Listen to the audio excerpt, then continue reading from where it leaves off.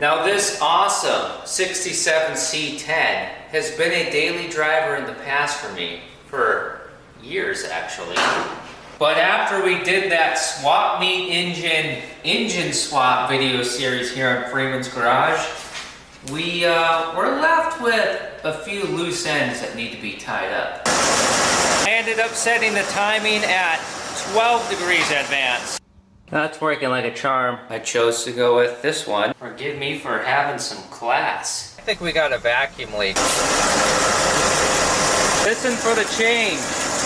We're at a point where we stop being babies and we wrap up the rest of the stuff on our list and we go hit the super slab. Well, maybe not the super slab, but we'll hit a slab all right. So what was our original list now? We were going to change the oil. We did that. We were going to take care of the coolant. We did that. We were going to tune it. Okay, we did that. And, we were going to hook up the choke cable and put the hood on. Okay, so let's hook up the choke cable. Let's put the hood on. We'll go underneath and look at that oil leak, figure out what's going on with that. And then we will figure out, we'll get our idiot lights hooked up. We might need those. And then we go to the service station and put fuel on. And then we drive. This is the choke cable coming through the firewall. This little clip here goes to this little hole in the fender to hold the cable down right there. And then here's our metal bracket that goes to our carburetor. I need you to be out here and watch the end of the cable. I'm going to go in the cab, I'm going to pull the choke lever out and push it in. And let me know if this moves out here and how much it moves.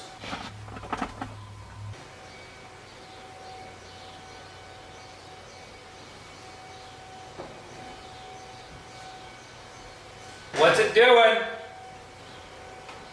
Sweet. We actually need to remove a screw. There we go. That's how our bracket gets held on here. Oh no! I forgot about that. Uh-oh. In an episode of Freeman's Garage a long time ago, we stripped this out. It won't tighten up if you have the bracket in here.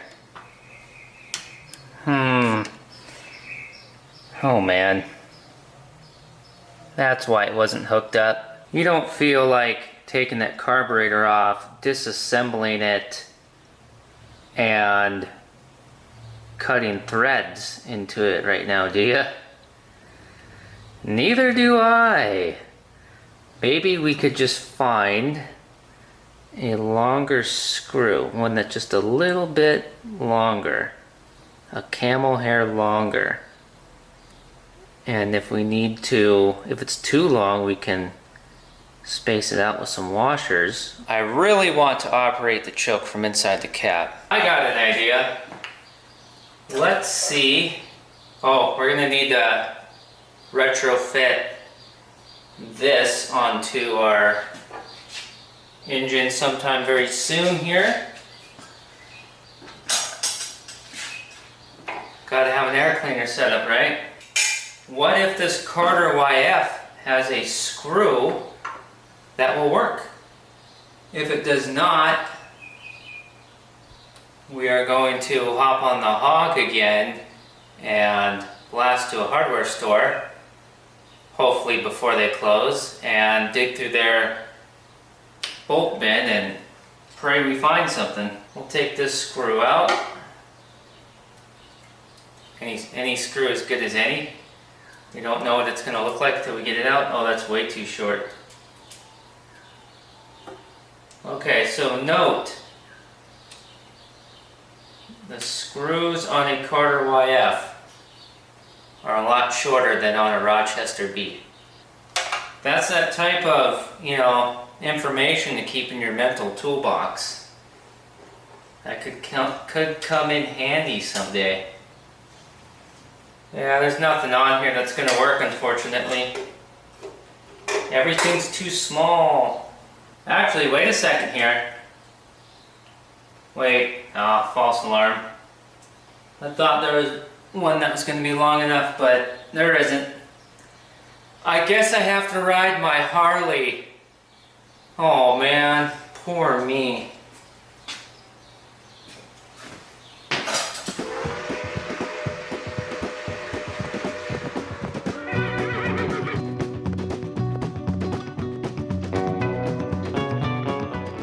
Alright, I'm back. Oh, I thought the bag of hardware was not in my pocket anymore. That was a fun ride. You know it's going to be fun too? When we get the gosh darn hood on this thing and get out of the garage and go cruise. So of course, they had nothing with the pitch that we needed. So we got a smorgasbord of things that are close, so let's just see what happens. Here's a debate. Are these screws or are these bolts? We may never agree. Here's the original.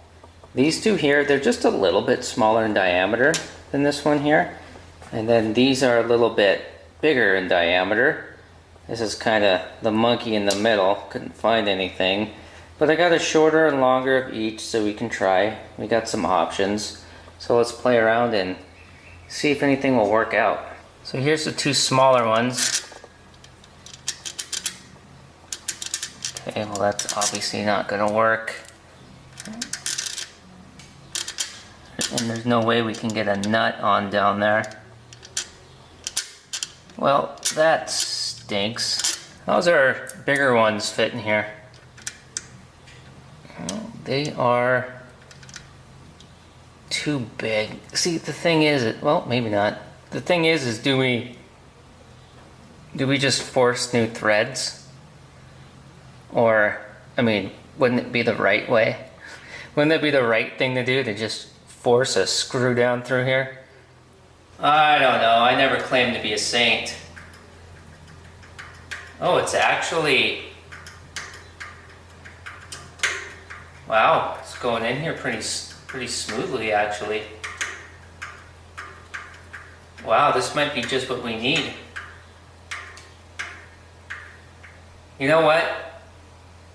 Maybe we should put the bracket on, because this might be one of those one-shot deals where if we screw this in here and then take it out, it'll never screw back in again, or it'll never be tight again. But it doesn't feel like it's gonna ruin the body of the carburetor or anything, so that's good. I wonder, I don't think this screw's gonna fit through the, it's not gonna fit through the hole in our bracket though, is it? No, I don't want to remount an original hole. That's not kosher. Well, I guess we could open that hole up a little bit without actually reaming it out or making it noticeably larger. You know, without completely altering the factory bracket, you know. I want it to look stock. And I know I'm not supposed to complain about the weather, but this is how hot it is in here.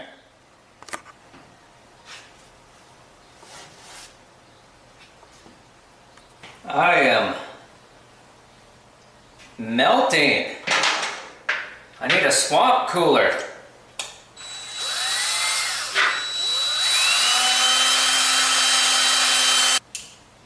Alright, now we're in business.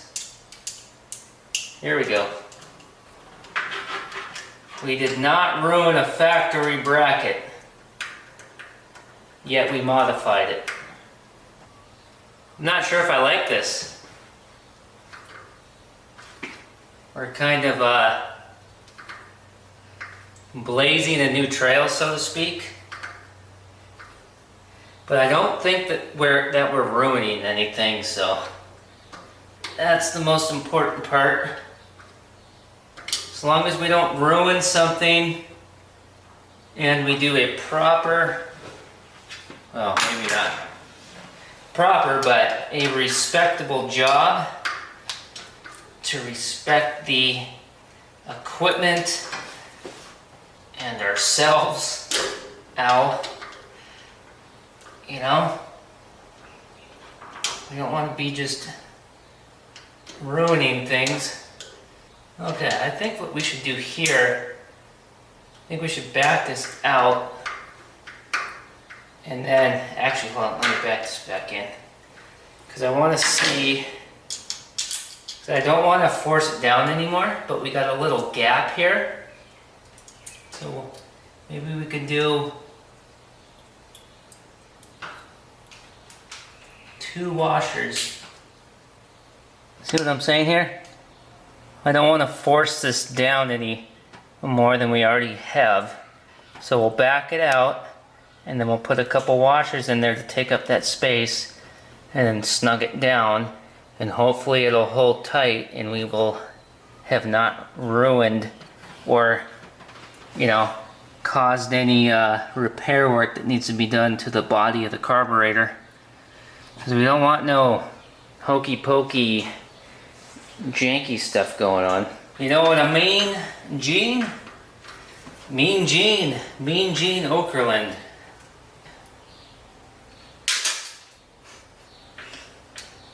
Why not?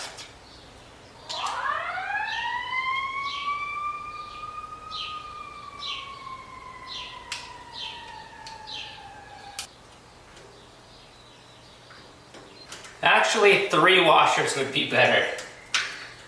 Dang it. We could very easily leave this with 2 washers and call it done. But there's a little bit of slop in it, and I want to do a good job. You never know. What if one day for some reason I decide to sell this truck, and then I show it to somebody, they look it over and say, what the heck was going on here? What were you doing? This time is going to be the winner. Guaranteed. Well, not guaranteed, but should be. Alright. Because of all the running around, I got about an hour and a half into that. That should work pretty good. Let's get this hooked up. I mean, that's nice and sturdy, so that's good. Alright, I'm gonna hop in the cab, you be out here, and we'll do the same cable pull thing. You keep your eye on that, let me know what happens. I don't care if friggin' carryover plastic walks by and says, hey, good looking, look over here. Keep your eye on it, please.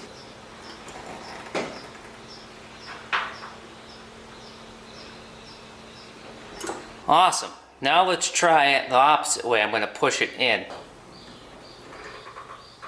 Awesome, we're in business. Let's get this little clip hooked in here. Which I used to clip this in all the time. It used to pop out every single day, and I would pop it back in. And I did that every day for months. Once. And then eventually I just quit trying. But that was a long time ago. Maybe it wants to stay in place now, so we'll give it a shot. Let's go ahead and get this broken water temp sensor out for our idiot light, and we'll grab the good working one that's not broken off of our original engine, swap it in here. This is a 15/16 if I remember right. Yep, it's a 15/16.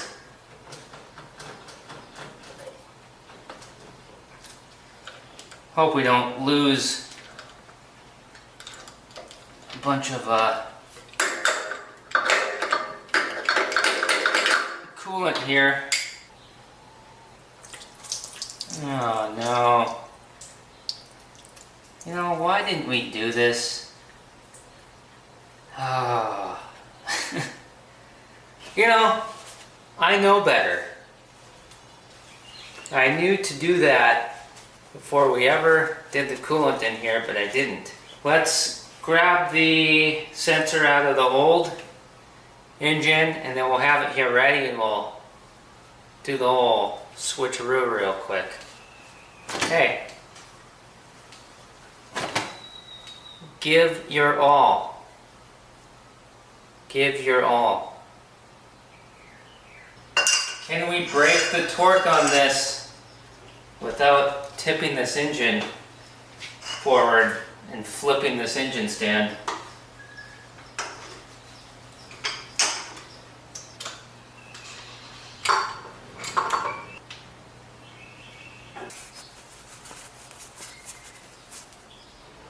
Alright, get ready to laugh at me, because I earned this one. I goofed up. So, here we go.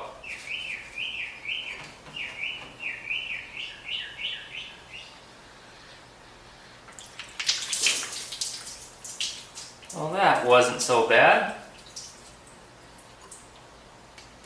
I mean, it was a little hot.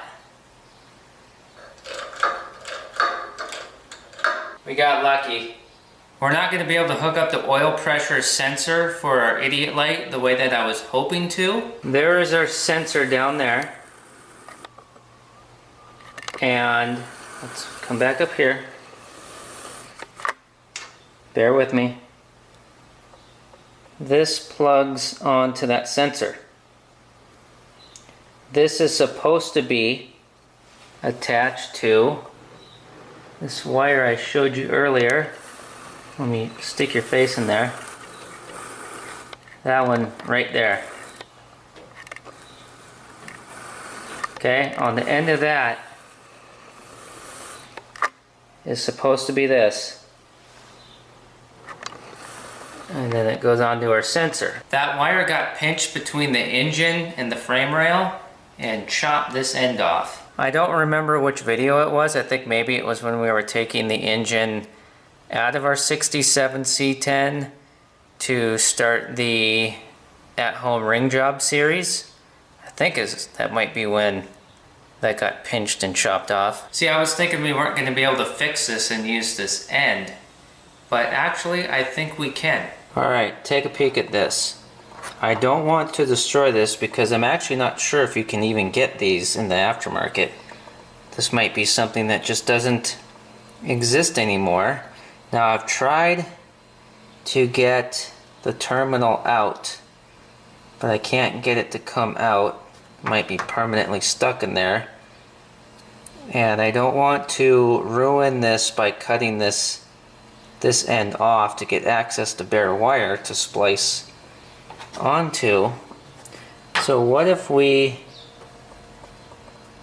slice with the razor blade right here and could slide this, I guess you could call it a nubbin, could get that nubbin off in one piece,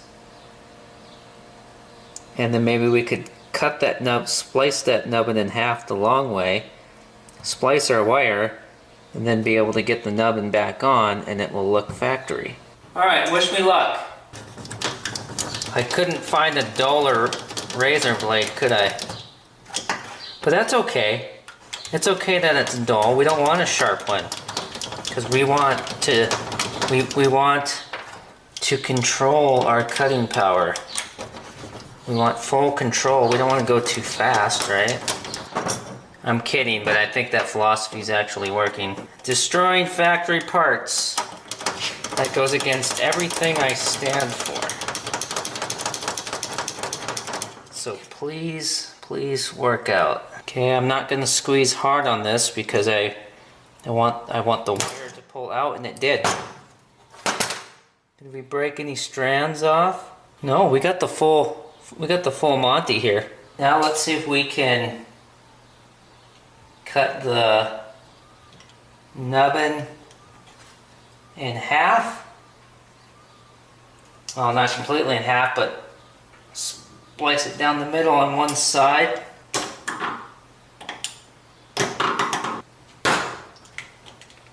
Bingo.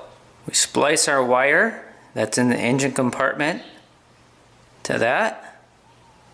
And then this piece here, we can slide that over the wire and it will look like, well, it'll look almost like, well, from car show engine bay viewing distance, no one will ever notice. Actually, no, it's gonna look pretty good, so let's get this wiring done. My goal here is to not use the electrical tape, but if it must be done, it must be done.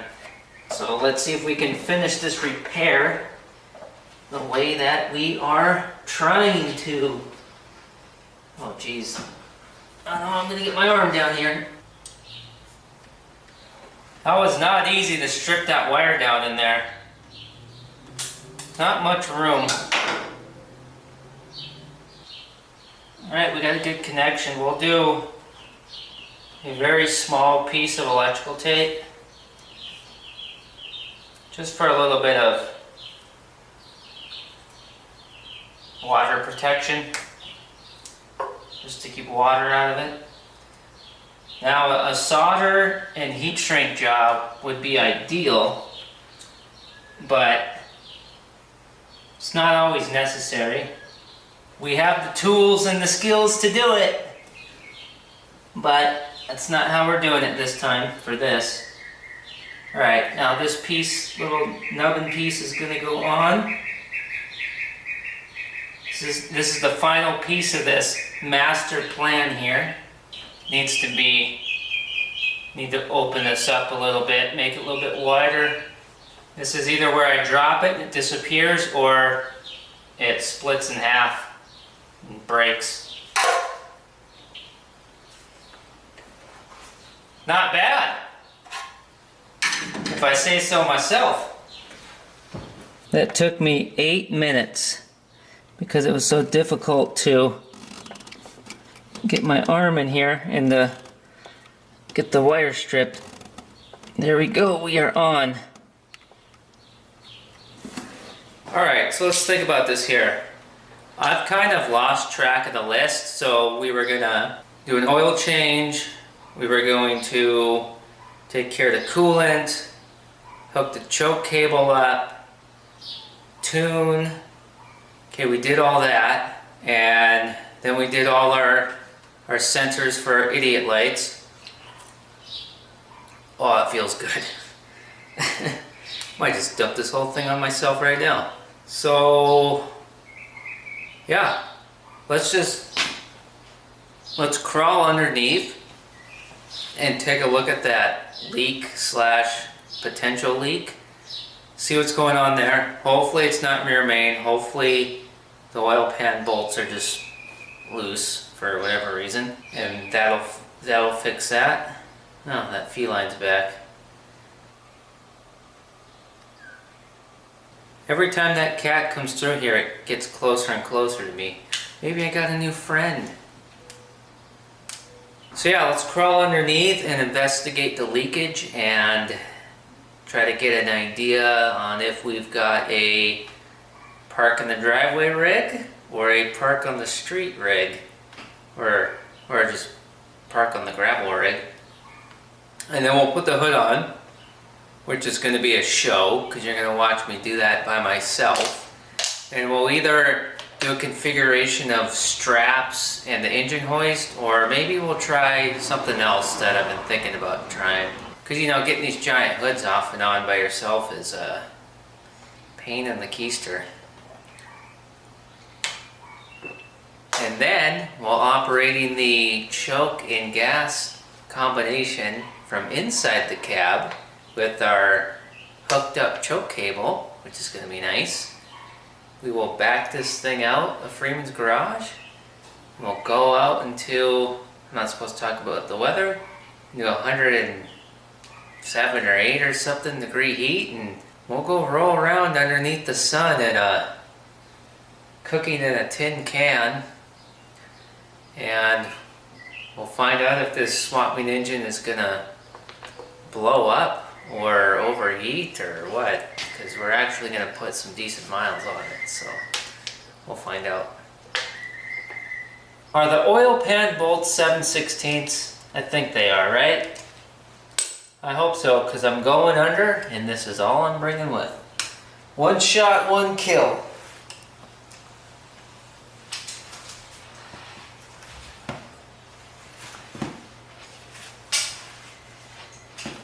There's a little bit of oil pulled up on the bottom of the starter. You can see the oil there. And you see it going down the oil pan, and it's only on one side, which is probably a good sign that it's not a rear main, wouldn't you think? So let's see if these oil pan bolts tighten up on this side. Here, I'm gonna prop you up with an extension so that you can see. There you go. Yeah. There's an extension underneath your chin. Alright. Please. Oh, my arm. Okay, please. Oh, no, I'm so dumb. What? 7/16? What in the world was I thinking? Ugh. I'll be right back. Oh, I can't believe that. Why?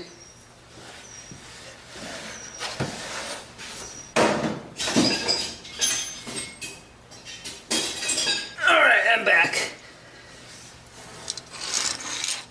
7/16. My goodness.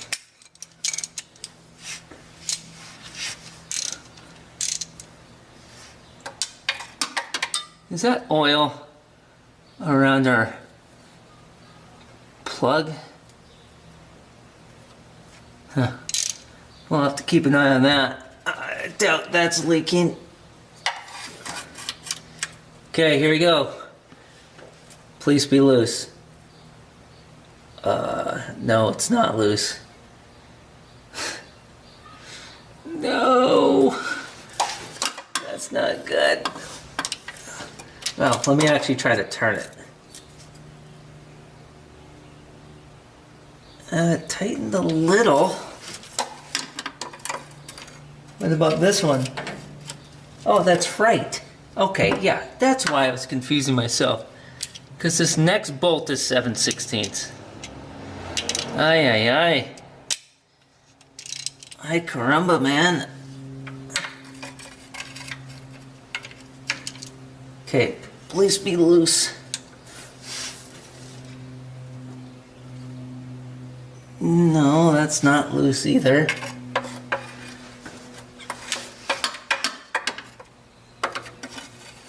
What about this one? Not really. That's not cool. Might as well check these, even though we know they're not the culprit.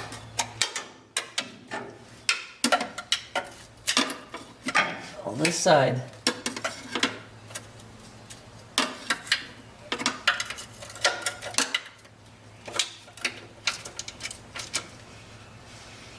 See, that side's good too. Not good. Not good. Not what we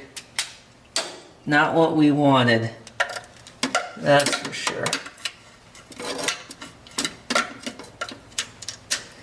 Oh yeah, we got to put the clutch cover back on too, don't we? Oh, this one's loose. Interesting. Oh, let's wipe all this down. Get all the oil off.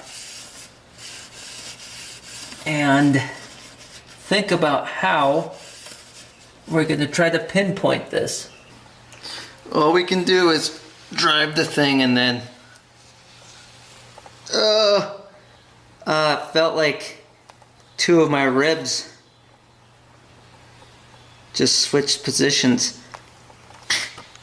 All we can do is drive the thing and then put our eyeballs on it and try to find out where it's leaking from. I don't think it's the rear main though. But I'm gonna grab that dust cover for the clutch and then go back under here and throw it on.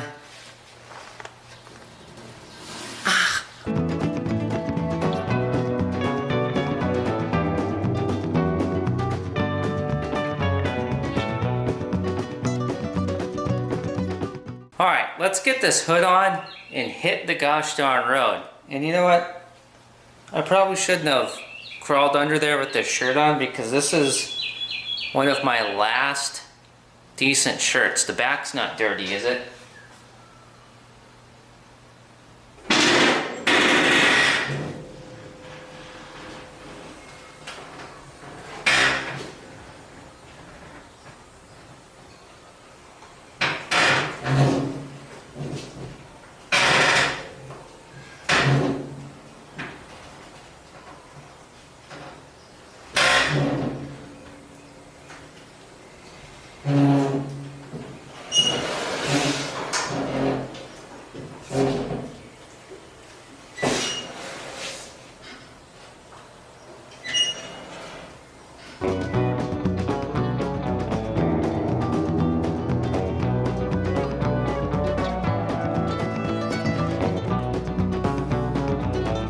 You're gonna kill me when I tell you this, but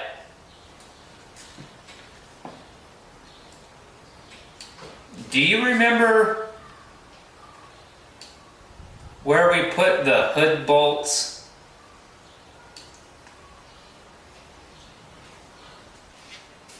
Oh, thank goodness.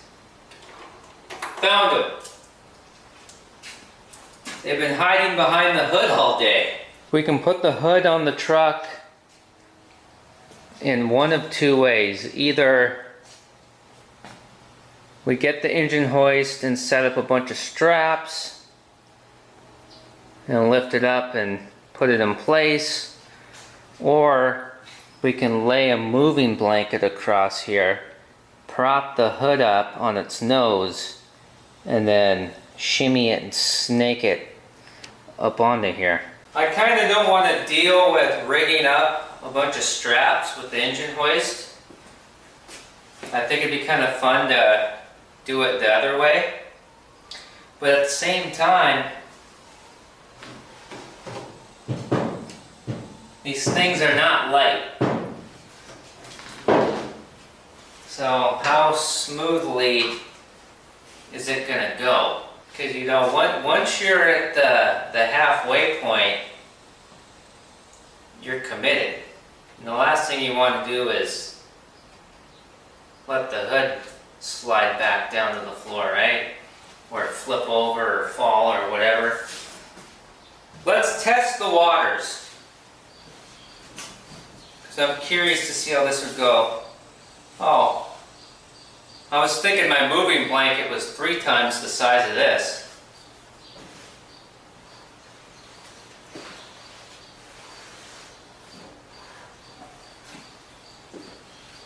Maybe it won't matter.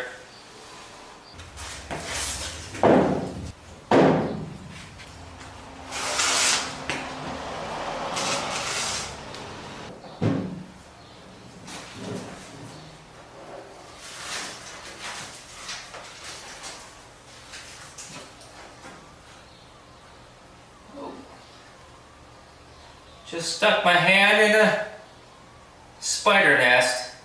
Whoa, there's a lot of them.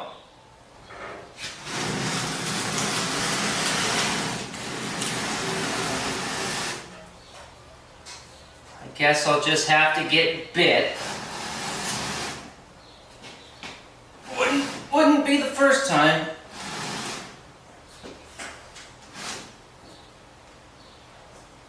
That's a mean looking one too. Maybe I don't want to tangle with that.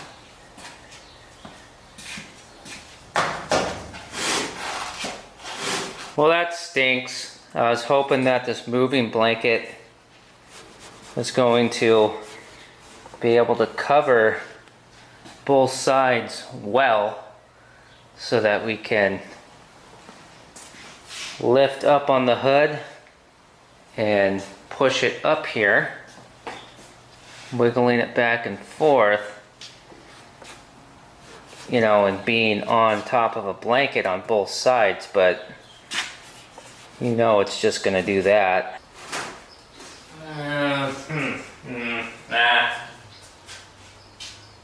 No.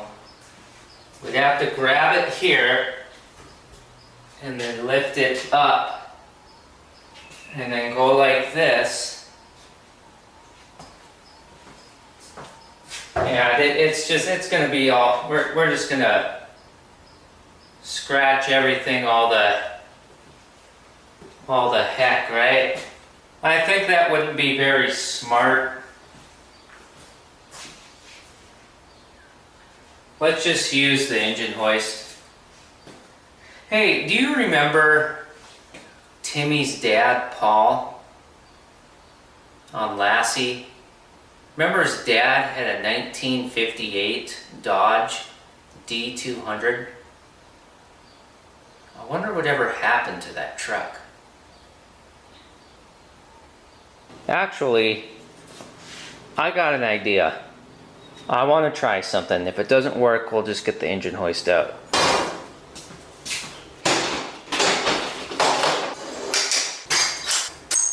think I just broke it. Oh no, we're good. It was just a little overextended. We're fine. You think you hate it now? Wait till you drive it.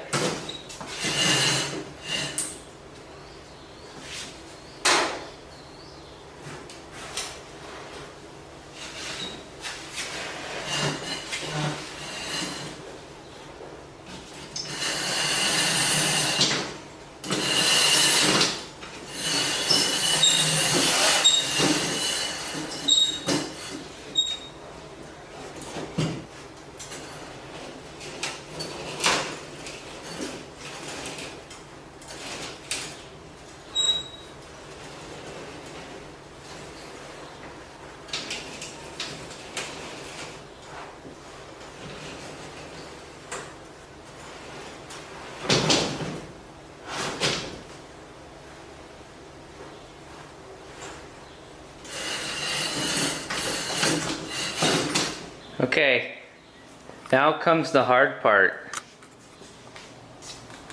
Because now that we're here, we lift this corner up and set it up on here.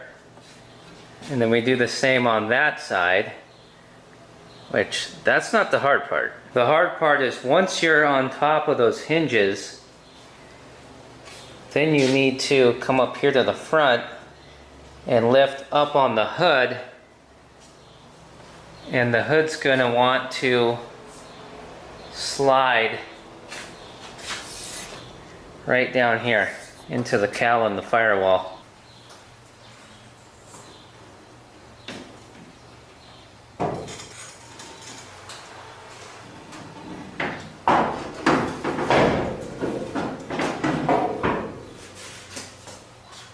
One step closer.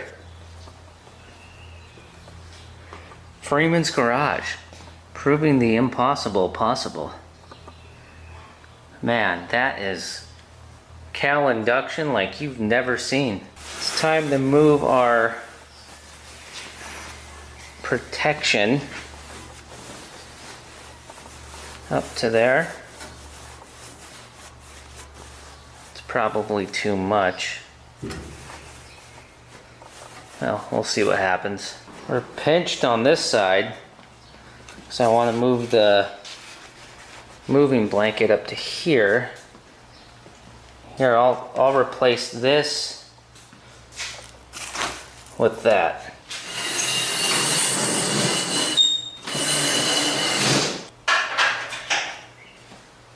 Pre-stage the hood bolts. And I really have no clue what's going to happen. So,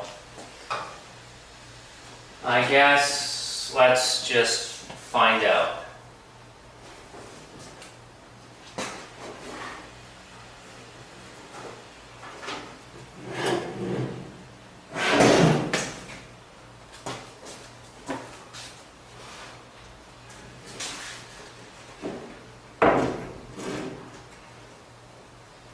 See, this is the part where if it's not working out, you can only hold this for so many hours stuck like this until you gotta just let it go. That's why the moving blanket's there.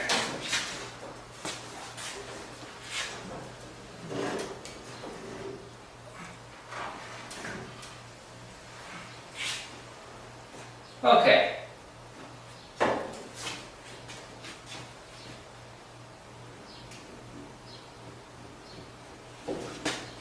Well, my planning was a little skewed. I should have had a broom handle. Oh, gosh darn it. Oh, the broom's right there.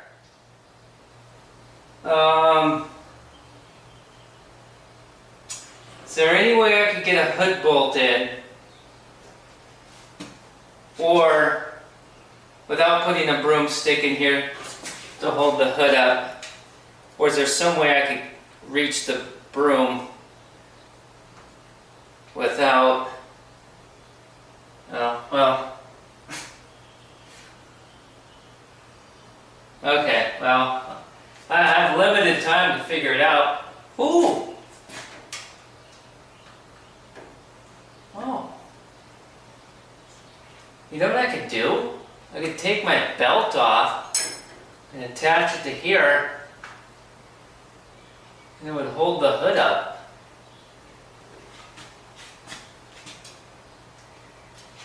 Well, let's see here. No, there's no way I'm reaching the broomstick. Is there any way I can get a hood bolt in?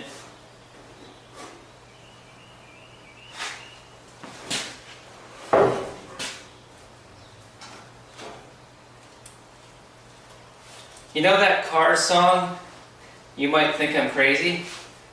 Yeah, you probably think I'm crazy right now.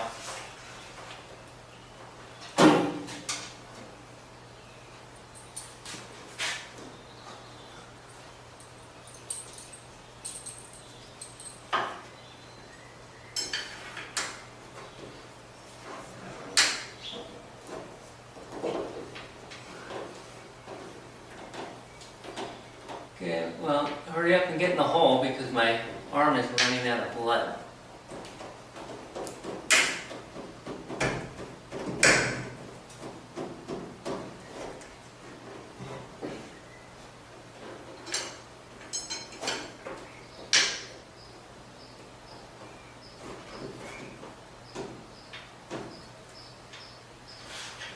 I'd say we got about, I could probably sit like that for a couple minutes. Okay. Hood bolt. I'll still keep my hand up here because if we've ripped the garage door opener right out of the ceiling, this thing's gonna probably chop my hand off. Okay, I'm getting a bolt in. Okay. That's starting to unravel.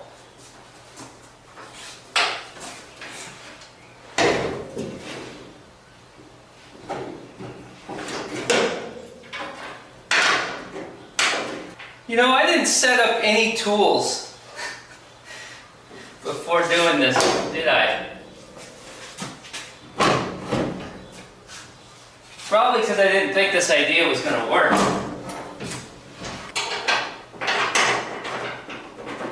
Alright. Second bolt in on the passenger side.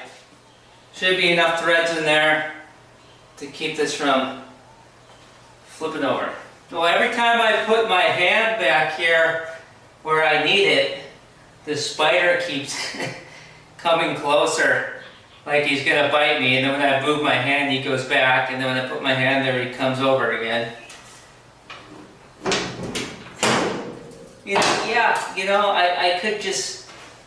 I could just kill the thing and finish installing my hood, but guys gotta have compassion, once in a while. Well, the last bolt was a bit of a stinker to get in,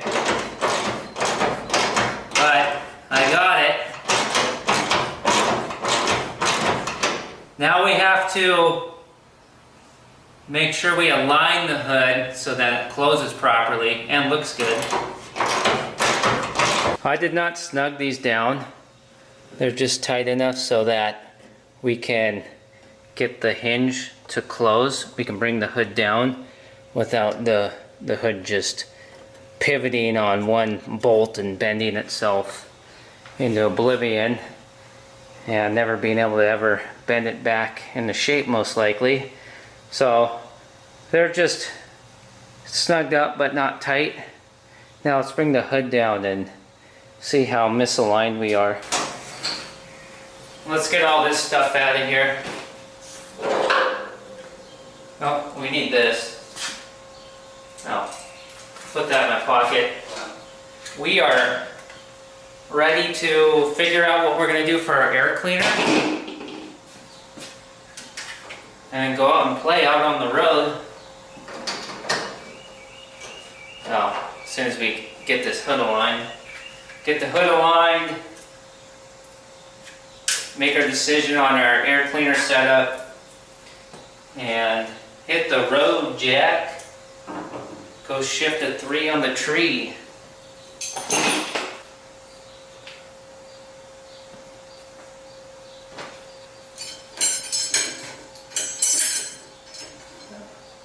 I gotta say, this is a great belt. I've had this one for over 20 years. And that's not the first time it's had to hold something like that up or assist me on climbing out of a ravine. The moral of the story is, if you're gonna buy a belt, buy a real leather belt. Because you never know, you might need to use it one day to save an entire school bus full of children. When their brakes go out. Oh yeah, we're not even close.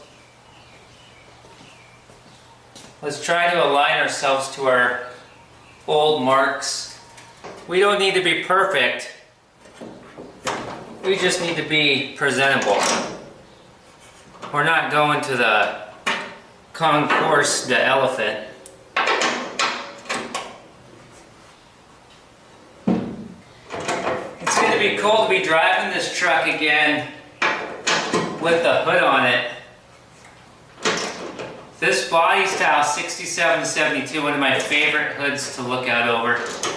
And when you see a 67-72 Chevy Action Line on your bumper in your rear mirror, oh buddy, man does that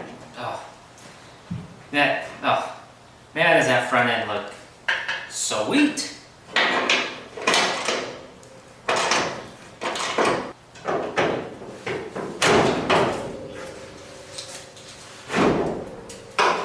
Okay, we should be real close.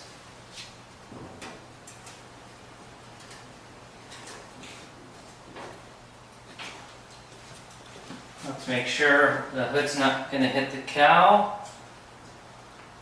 Okay, I can see, yeah, we're not aligned, but we're way better. You'll notice that we're a lot tighter with our gap over on that side, so just a minor adjustment and we'll recheck. Might be perfect.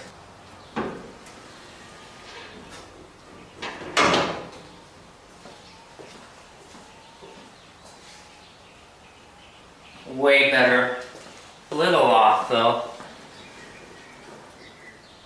You know, you either gotta slide one side back or one side forward.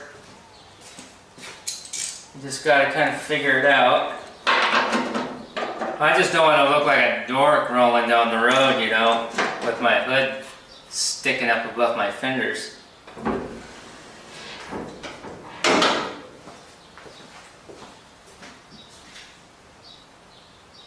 I think that's close enough where we can...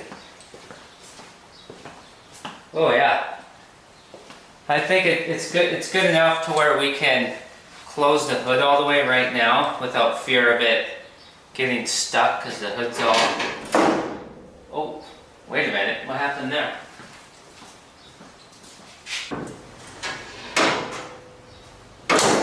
We're not going for perfect right now, but it's got to be better than that. You know, come on, we got to do a little bit better job than that. Have some pride in ourselves.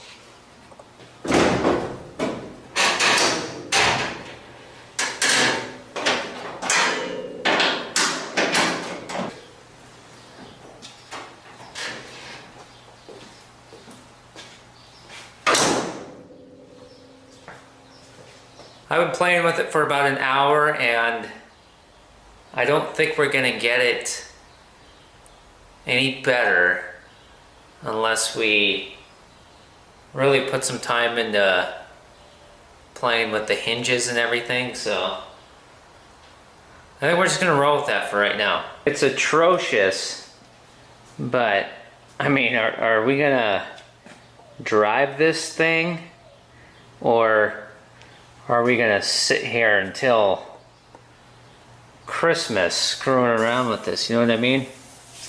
We can pick a different day to just hang out on this and work it all out. False alarm. I forgot about the air cleaner. I was thinking about using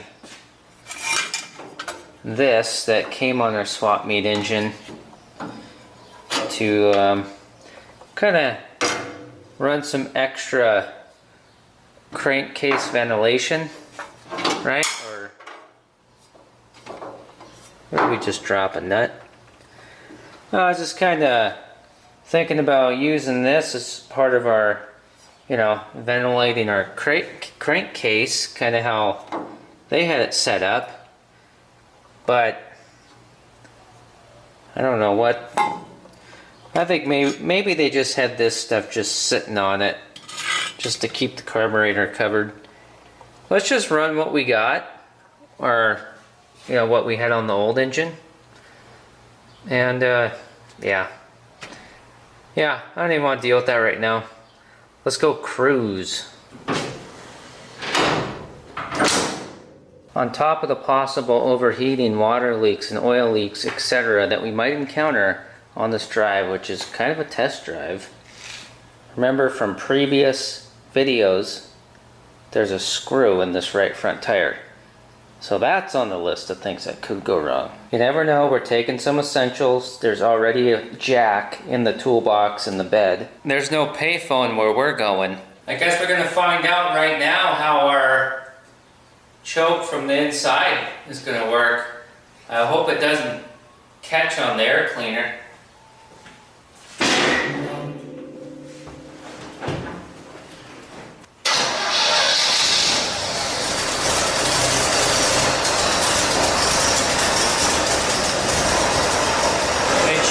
Just fine.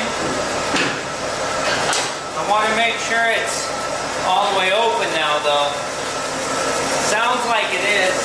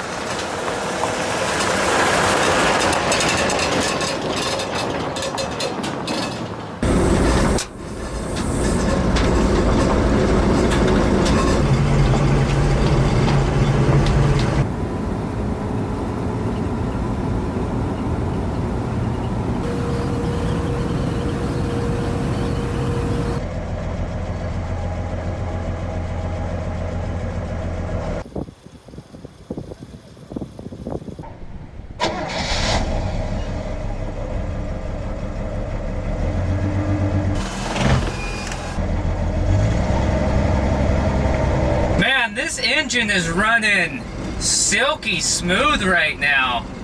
Fired right back up at the gas station. It just sits and idles, nice and smooth and quiet. I think we got ourselves a good engine here. Although, we gotta put at least 50 miles on it right now.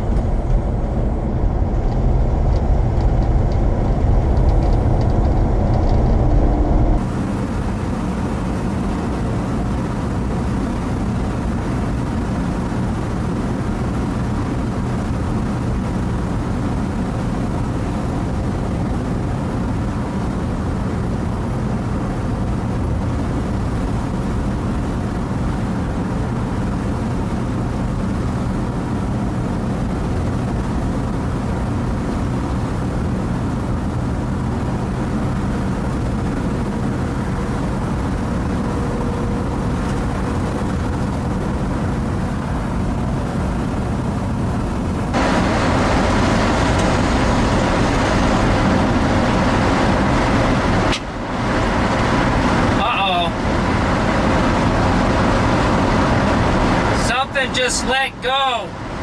I turned the key off, we're in neutral. And now we're just coasting downhill.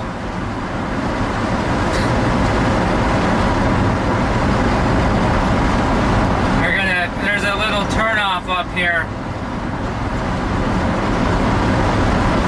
The generator and oil pressure light came on. I don't see oil. Trail of oil behind us. We're just coasting still. Oh, come on, we got to get up a little incline to make this turn. Please, if there's a car coming, we're gonna have to stop.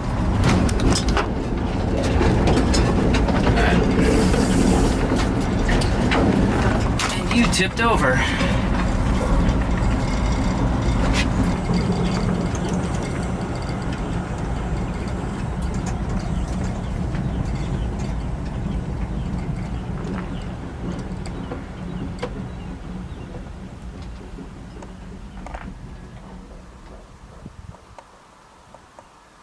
And we stopped and we're rolling backwards.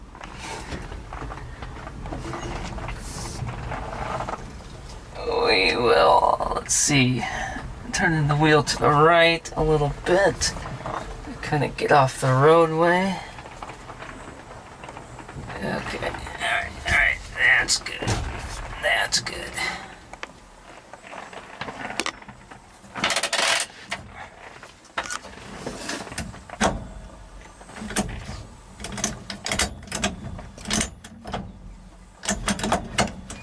Okay, let's go open the hood.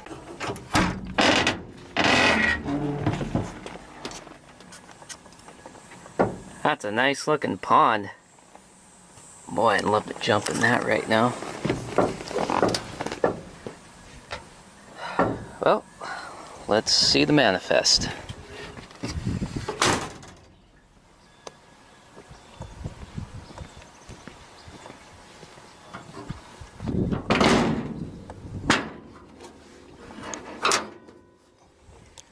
Boy, I'd love to jump in there. Oh man, there's oil sprayed all over the firewall, isn't there? Okay, well, oil was spitting out of the breather. That was expected. We kind of knew that was going on, right?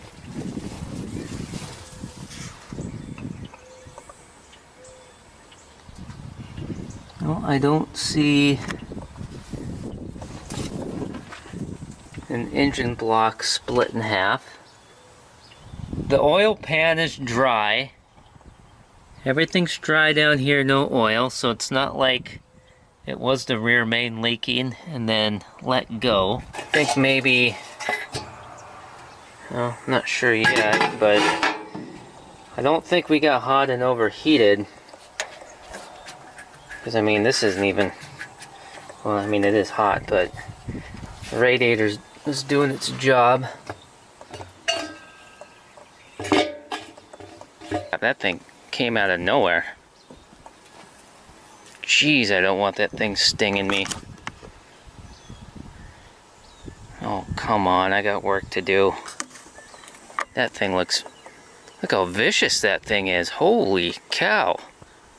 Never seen anything like that before. Gotta be honest. I'm actually a little afraid of that. That thing is huge. Mommy! I think it's taking a dump on my hood. Oh, great. Spectators.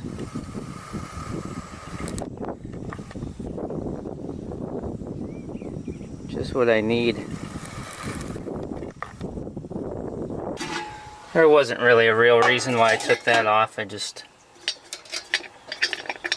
looking at stuff. Let's pull the dipstick and see if there's even any oil in this thing. Maybe we blew it all out. I kind of doubt that. Now, I'm not sure if it actually quit running or not. It just all of a sudden dropped from 55 to 40 miles an hour on the speedometer. And I just shut it off. Well, we got oil. Well, I better look at that again. Everything's a rag in these situations. Did we overfill this engine with oil? Did we put too much in? Is that why it all blew out?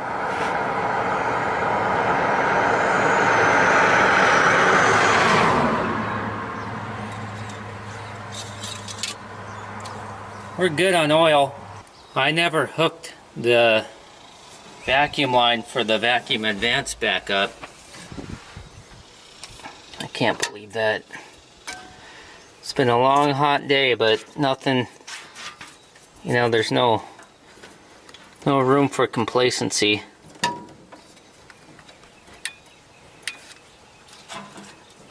Let's hop in the cab and see if it'll start. Yeah, I just put it in neutral. I don't like how the oil pressure light is on though. I don't know. Let's turn the key. No, the engine's not seized up.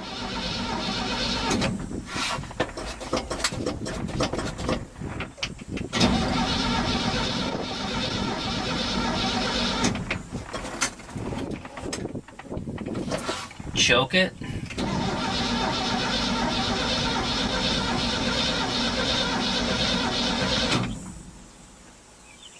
The oil pressure light's going off when we're cranking.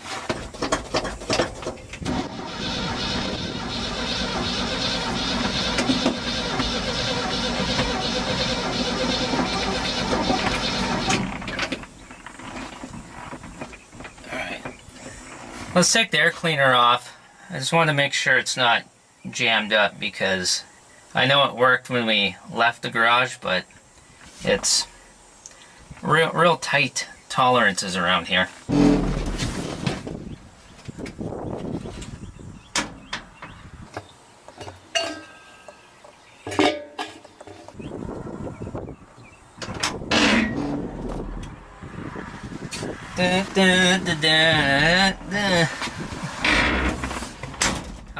How's that Shania song go? I shaved my legs for this. I don't know.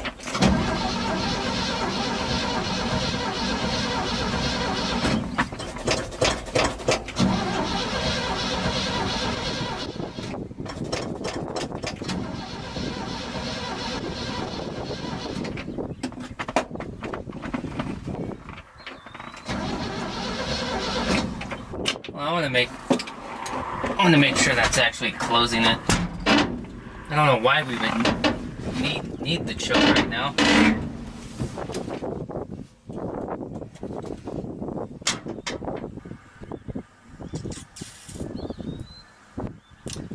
Let's pull the cap off the distributor. You know, it's possible this thing just needs to cool down too.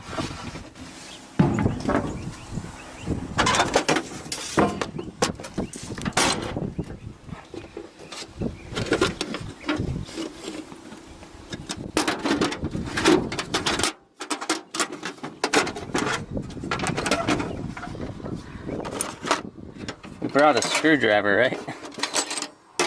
Thank goodness. Out of about 15 people driving by, somebody actually stopped. One person, isn't that something? It's crazy. But let's not go down that road or have a pity party right now. You stand right here and watch that distributor. Let me know if the distributor turns when I crank the engine over. If it doesn't, oh buddy.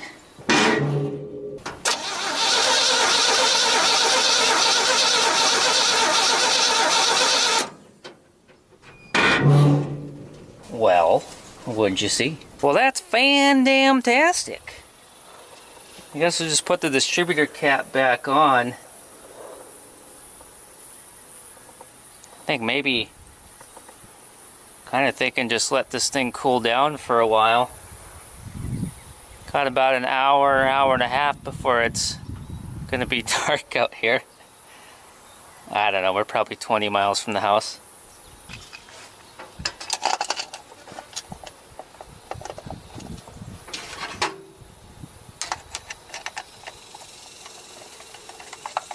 If we get it started, we're going straight home. Oh, by the way, just so you know, not only is there no payphone like I said there wouldn't be, there is not a single person within almost 1,500 miles of here that I could call anyways. And why are we not ready? Oh, there we go. Let's check this oil again. Oh yeah. Oh yeah. Plenty of oil.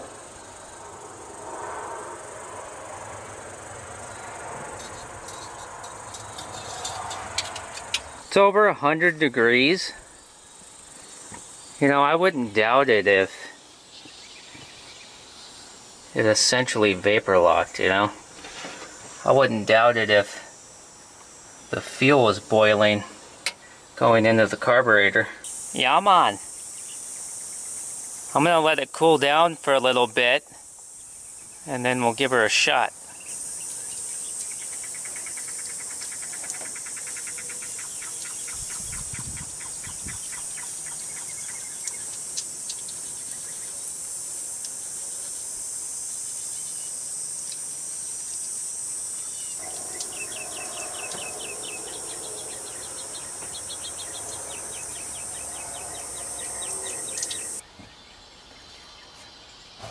It's been about 10-15 minutes, I guess. I'm using my hand sundials. I got, half an hour before the sun touches the horizon. I'm gonna wait about another 10 minutes, another 10-15 minutes-ish or so, and then try it again. I think that carburetor's really hot, and pouring that water did cool it down quite a bit. And so I'm just gonna wait, keep letting stuff cool. I bet you the fuel was just boiling in the carburetor. With the old 250 in this truck, I've always had an issue where it might have been vapor lock, I'm not sure, but I've always had an issue where you run down the road and, you know, everything's hot, right? Everything's at operating temperature. You run down the road, 10 minutes, whatever. You swing into a Dollar General or something. You shut it off, right? The engine's hot. It's hot as heck under that hood. You got that fuel line running right next to the engine, that metal fuel line. You shut it off, and then while you're in the store getting your frozen pizza and your Mountain Dew and your bag of M&Ms, don't lie, there's no air flowing at all under the hood anymore now, and the fuel sitting in the line just starts, and then the carburetor just starts boiling because what's happened many times is you come out, that exact situation I just described, and when you come out of the store and you go to start it, it doesn't want to start. It's having a hard time starting, and it's all until you get going. You know, you're bucking bronco through the parking lot. But I don't know, I just wasted a couple more minutes, didn't I? Wait about another 10 or so and then we'll try it. I'm not gonna sit here and just keep trying to start the thing and kill the battery, you know. So we're waiting.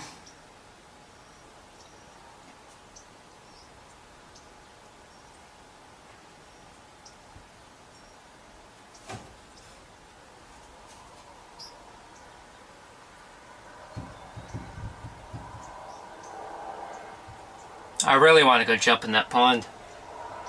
Well, no, that one's just for cows. Probably don't want to get in that one.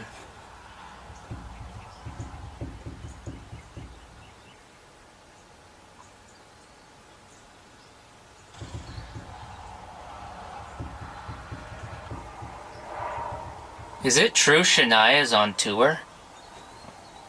That can't be right. Is it? She's Canadian, isn't she?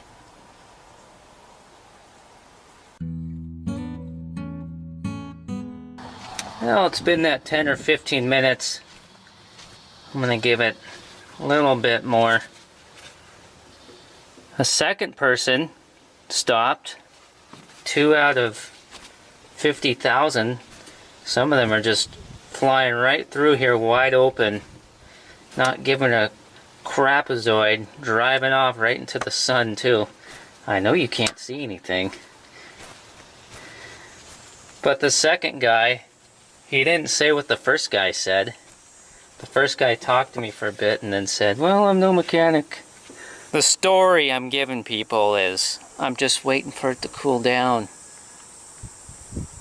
That second gentleman, he said he's running to town and he'll check on me on his way back. And I said, I might be here.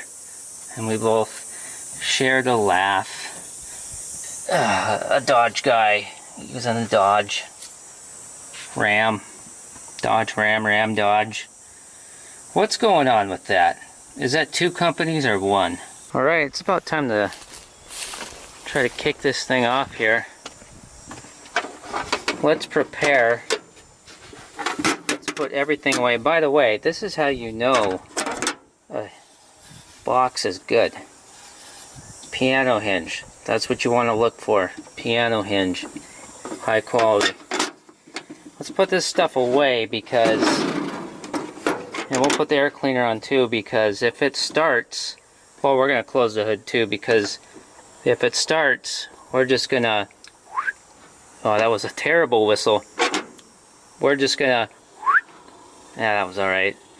We're just going to, you know, and go that way. Go towards the crock pot.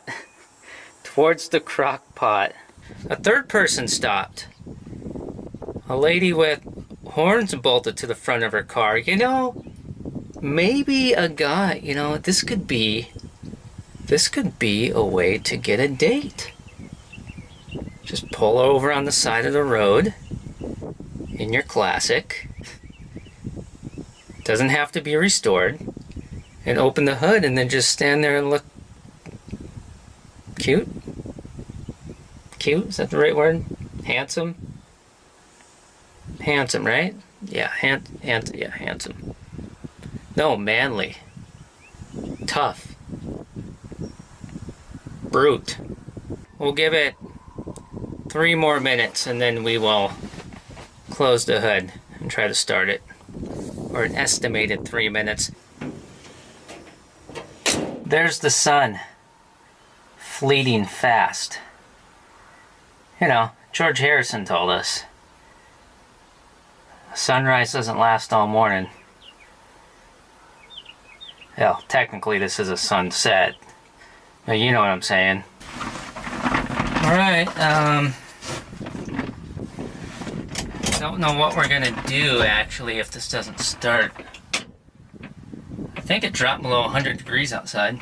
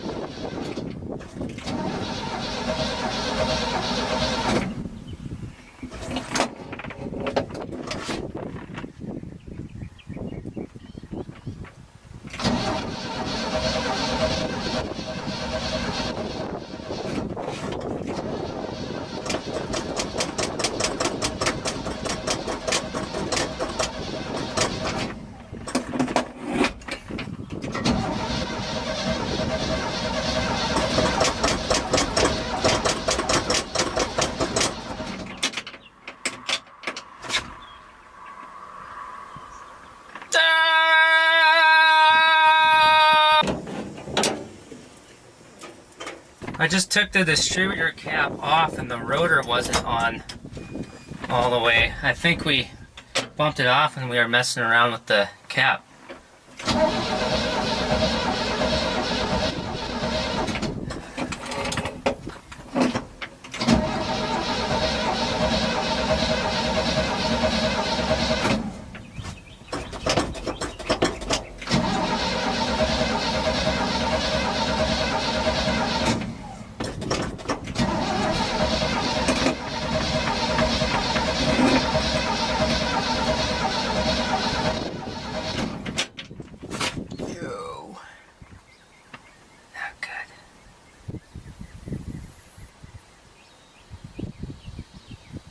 I just took the fuel line off of the fuel pump and stuck the hose into this bottle to get some gas to pour directly into the carburetor.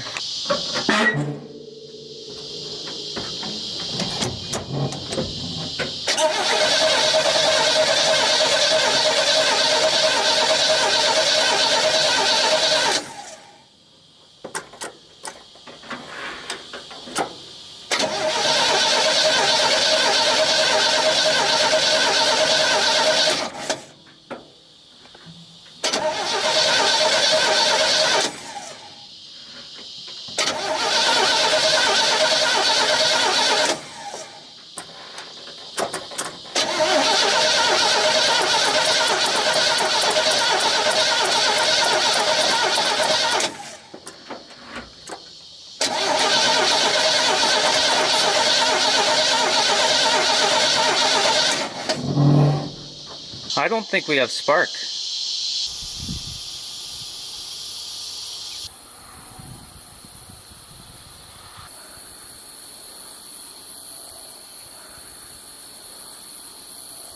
Update. There is no update.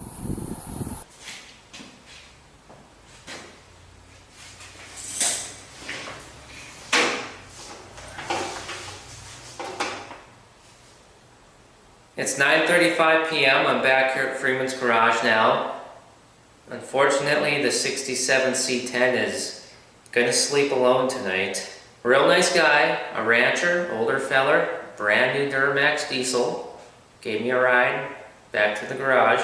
I brought my 60-year-old toolbox. It means a lot to me, with my tire iron and my battery. No one's getting my battery. I don't think anybody's gonna touch the truck though, and if they do, they're not even gonna know how to release the parking brake. They're not even gonna know that the parking brake lever is a parking brake lever. They won't even be able to figure how to get it out of gear and into neutral anyways either. I'll be up at 5 in the morning, and as soon as I can get a U-Haul car trailer, because my car trailer is up at the North Dakota location now. It's not down here at the Texas location anymore. So I'll go snag one of those fancy aluminum U-Haul trailers.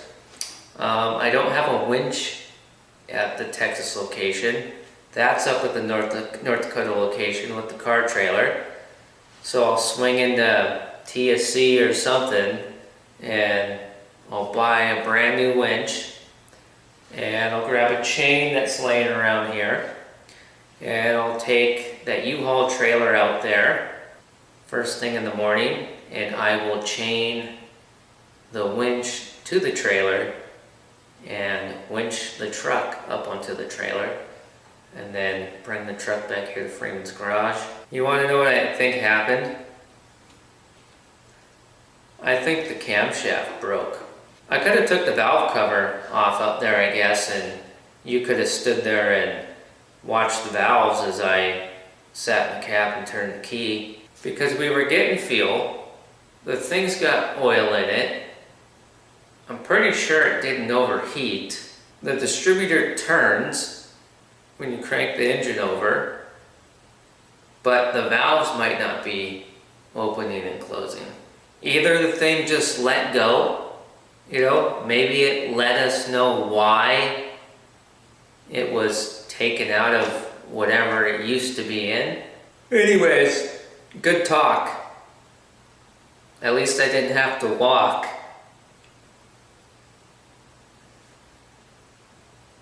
Oh, I'm just pouring sweat in this garage. I'm gonna go watch an episode of Rockford. Whichever episode it is, I hope it's one where we get some real good looks at Rocky's square body. I'll see you in the morning. Good morning. It turns out that it is Sunday and we can't even get a trailer. I got an idea. Let's bring our timing light, our remote starter switch, and this here. If we get the C10 running, we'll shut it off. All right, we'll leave the C10 there. We'll drive back to Freeman's garage in the F350. We'll grab a motorcycle ramp and we'll drive back out to the C10 and we'll leave the motorcycle ramp with the C10. And then we'll drive back to Freeman's garage again in the F350.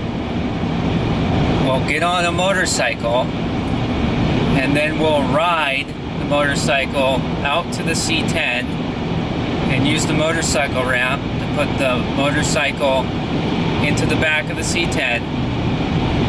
And then we'll drive the C10 home with the motorcycle in the back. And if the C10 doesn't make it back, we'll take the motorcycle out and ride the motorcycle home. And then we'll go get a car trailer. There it is.